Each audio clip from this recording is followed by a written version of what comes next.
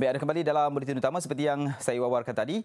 Kita akan bersama dengan Datuk Dr. Jacob George, Presiden Persatuan Pengguna Subang dan Shah Alam Selangor. Terima kasih Datuk kerana bersama Buletin Utama, dan malam ini kita nak bincang tentang pasca belanjawan 2019 dan kita nak mendapatkan reaksi dari Persatuan Pengguna lah malam ini. Dan kita sedia maklum belanjawan yang pertama daripada kerajaan baru selepas 60 tahun sebelum ini di Barisan Nasional, dan ini Pakatan Harapan. Dari aspek Persatuan Pengguna, Datuk lihat bagaimana?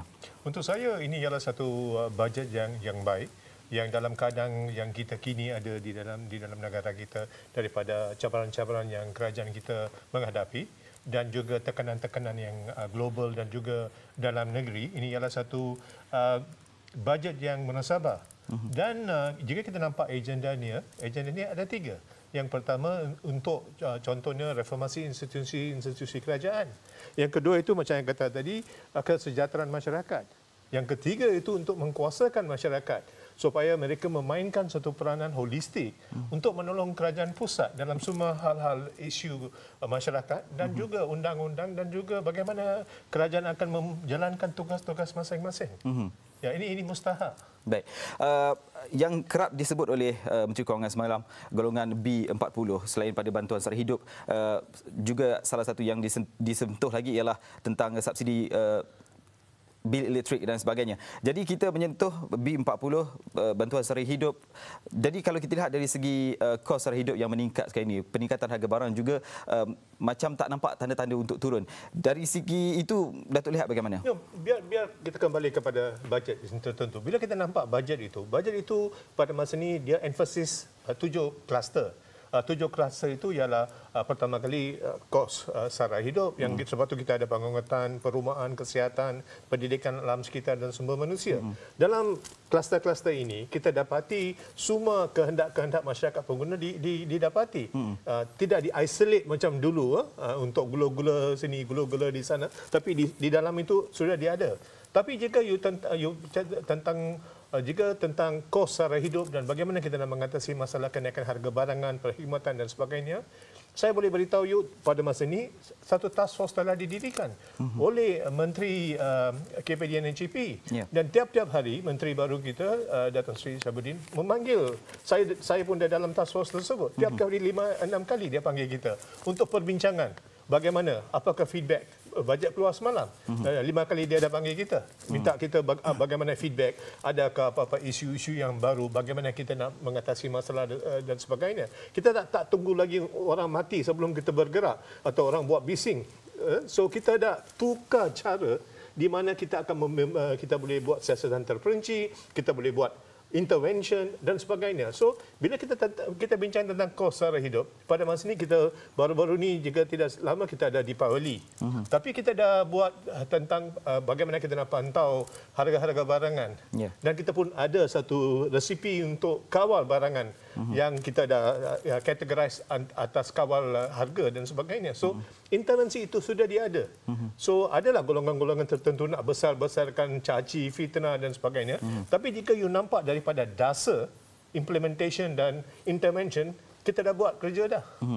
Satu lagi yang pastinya menyentuh berkenaan dengan semua rakyat ni tentu sekali tentang harga petrol. Dan semalam Menteri Kewangan menyebutkan subsidi yang lebih bersasar. Tapi mekanismenya itu mungkin kurang jelas. Dan kita juga ada pengkelasan dari segi kenderaan 1,500cc dan ke bawah dan motosikal 125cc dan ke bawah. Dari segi mekanismenya itu, Datuk lihat bagaimana? Ini adalah satu isu yang begitu hangat. Saya dah masuk keluar surat khabar 5 kali hari ini. Isu ini masih belum ditetapkan lagi. Ini hanya bajet yang telah dikeluarkan. Tapi saya diberitahu oleh rakan-rakan saya, iaitu Menteri Kewangan tu akan jumpa golongan-golongan stakeholder dan sebagainya untuk memperlicinkan proses tersebut, dan kita akan jumpa lagi stakeholder-stakeholder. Kita ada masa lagi untuk fine tune.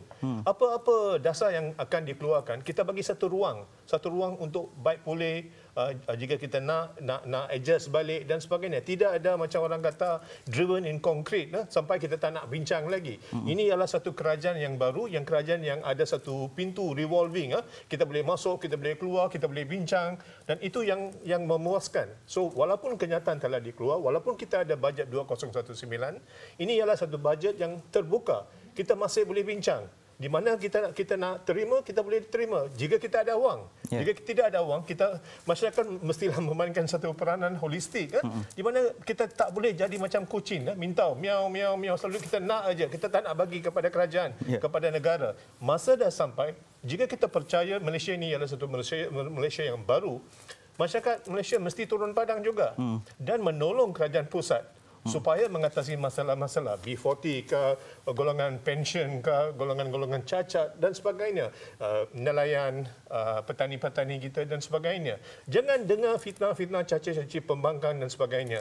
Masa dah sampai di mana kita bekerjasama. Kita tengok bagaimana kita boleh membina jambatan untuk perbincangan dan untuk negara kita. Itu yang mustahak.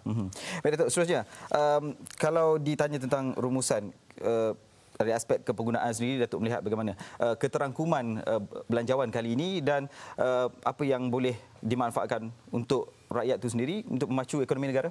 Untuk saya, pada masa ini kita ada satu masyarakat pengguna yang bijak.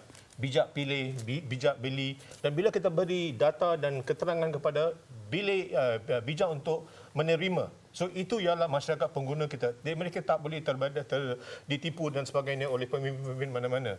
So mereka ialah satu golongan yang sedar. Dalam keadaan seperti itu, mereka pun dah tahu bagaimana kita dah turun padang, mengatasi masalah, bagaimana kita buat task force, kluster sini, kluster di sana dan sebagainya. Dan feedback yang kita terima ini ialah satu feedback yang mereka mengharap-harapkan kita akan buat intervention lagi. So mereka berpuas hati. Ini hanya satu step yang kita dah ambil, tapi kita dah menunjukkan dalam komitmen dan dedikasi kita dan passion kita, kita akan menolong dan kita akan tolong bila. Tapi mereka pun mestilah memberi kita masa. Sebab kita nak buat banyak, tapi masa tak cukup. Sebab itu kita mestilah bekerjasama. Itu mustahak. Adakah mereka ready untuk bekerjasama? Itu yang mustahak. Masyarakat pun ada satu peranan mereka mesti nak main. Kerajaan pun ada satu peranan. Kita sebagai aktivis atau tokoh pengguna, kita pun ada satu peranan untuk membantu. So ini ialah keadaan di mana semua golongan stakeholder mestilah bekerjasama untuk kebaikan negara kita. Tapi pembangkang kata semalam belanjawan kali ini kurang titik sentuhan kepada rakyat tu. Komen Datuk. Itu ialah satu yang untuk saya fitnah dan tidak masuk akal. Sebab kenapa terjadi seperti itu? Itu sebab mereka keluarkan kenyataan itu. Saya respon hanya bila pagar makan padi sampai tidak ada padi lagi, sudah jadi botak, mana kerajaan nak cari kawangan, kerajaan baru. So mereka mesti nak cari. So sebab itulah saya kata, ini ialah satu kerajaan atau ini ialah satu dasar untuk konsolidasi. Konsolidasi selepas salah gunakan kuasa, rasuah, kleptokrasi dan sebagainya. So kita mestilah memberi masa.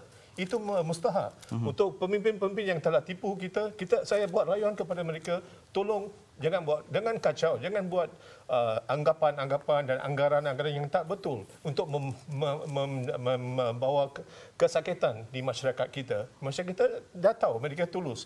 Pada masa ini kita boleh nampak daripada bajet, walaupun tidak ada duit, kerajaan masih bagi balik. So kita mestilah buka hati dan tengok bagaimana kita boleh menolong kerajaan. Itu yang mustahak sekarang.